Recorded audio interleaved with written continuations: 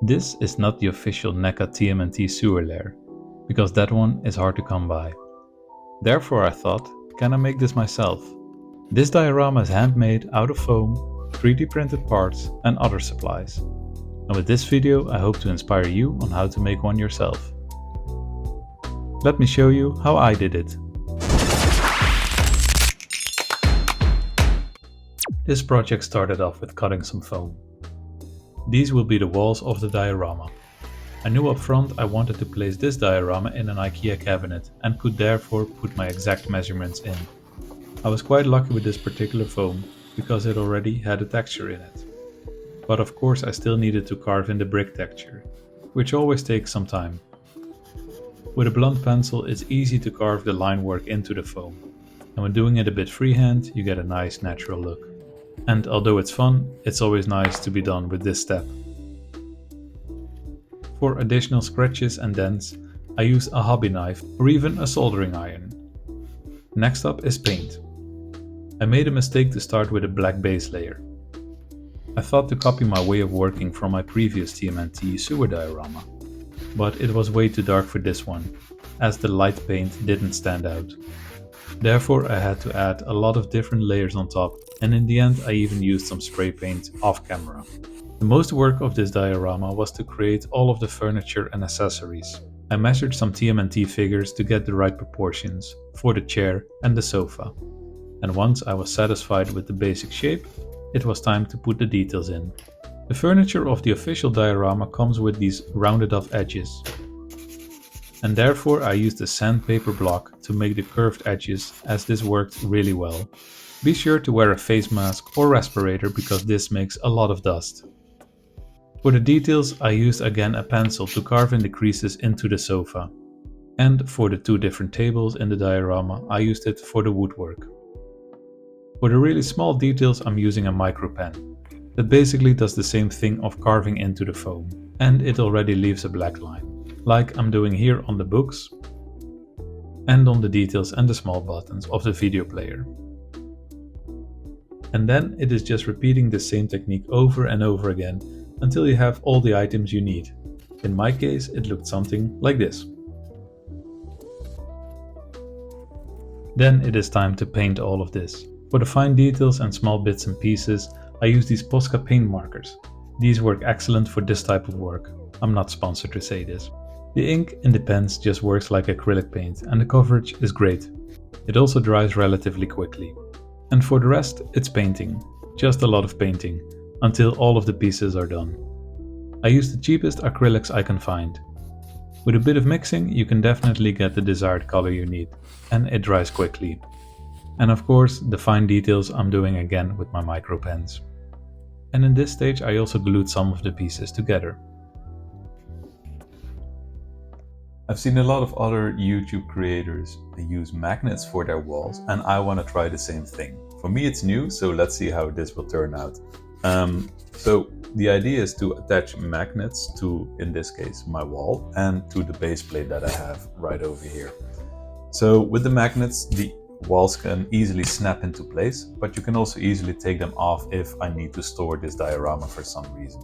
So first off, let's measure it out and then we can see how to attach the magnets. Using a wood spade drill of 16mm, I created the holes where the magnets would fit in, and adding some hot glue so the magnets would stay in place.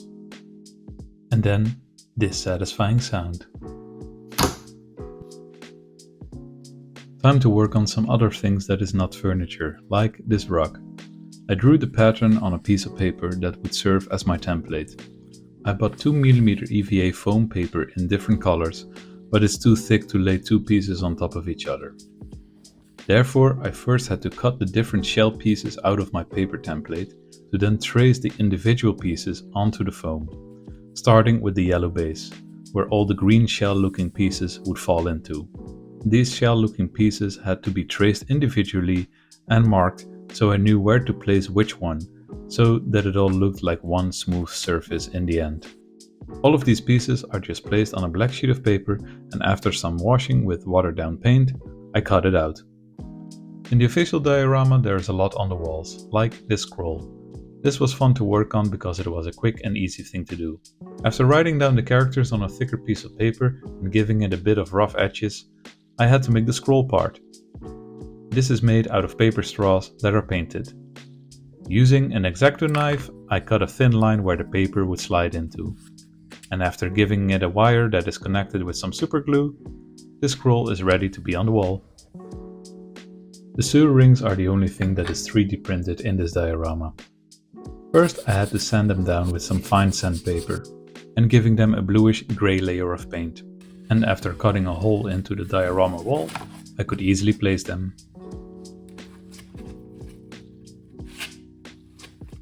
It was time to put some more stuff on the walls. The plaster is just made out of the EVA foam paper I used earlier for the rug. But there was something a bit more challenging than this, which is the painting of the three-headed monster. I forgot the name, so let me know in the comments down below how the monster is called. I did not want to simply find an image on the internet and print this out, but challenge myself a bit by drawing it. So I took my colored markers and started sketching. And you can see I even had to start over as I was not satisfied how it looked in the beginning. I gave the frame a bit of a duotone as well and pasted it down on the paper. Done! Another thing that can go on the wall.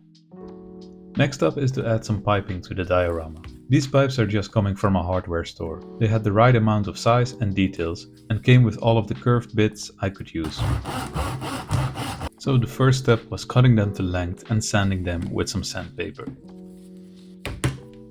The damaged details that I want to mimic from the official diorama are just added with my rotary tool. And of course I painted all of the pieces and gave them some wash. Then it is measuring where the construction will go and drilling the holes in the wall for the support system. I drilled some holes in the bigger pipes to add smaller pipes that will go into the walls of the diorama, so that the entire construction is hanging by itself and supported, and can easily be disassembled later on if needed. I want to surround the diorama with some ground texture, so that it looks like it's under the surface of my city on top of my cabinet. Out of a long piece of foam I carved in some rock work and gave it some different layers of paint to mimic the cartoony look. And to let some pipes stick out of the ground for some extra dimension. Off camera I also added magnets on the back. Last minute I thought of adding a lamp. This one is made out of a battery powered candlelight, where I deleted the plastic flame and soldered 2 wires to the LED light. These are going through a plastic straw and attached to a plastic shot glass. And finished up with some paint. We are almost at the end and it's time to finishing up. So next is to add some of the details already on the wall and attaching it to the base platform. Then I had to make some space in my cabinet, like this. I removed some of the inner walls and added the base layer where the diorama will be on top. Then it's time to put all of the work into place. It was so much fun working on this diorama and I have learned so many new things that I can apply into future builds. The challenging part was the amount of furniture and all of the details, but I'm really happy how it turned out. I always want to improve for future builds, so I'm very curious what you think of this diorama and what you like about it, so please let me know in the comments down below. I'm thinking of extending the sewer lair to the sides with Donatello's lab and the kitchen on the other side. So subscribe if you want to keep updated on future builds, and a like on this video is highly appreciated. There is just one more thing we need to add, and that is our heroes in green.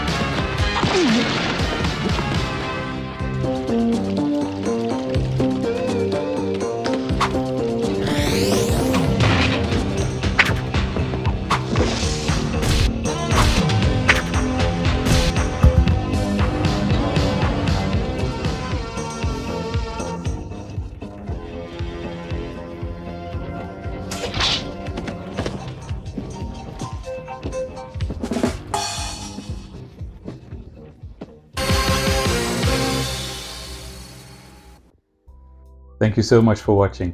If you want to see the creation of this sewer diorama, then click on the link. See you next time!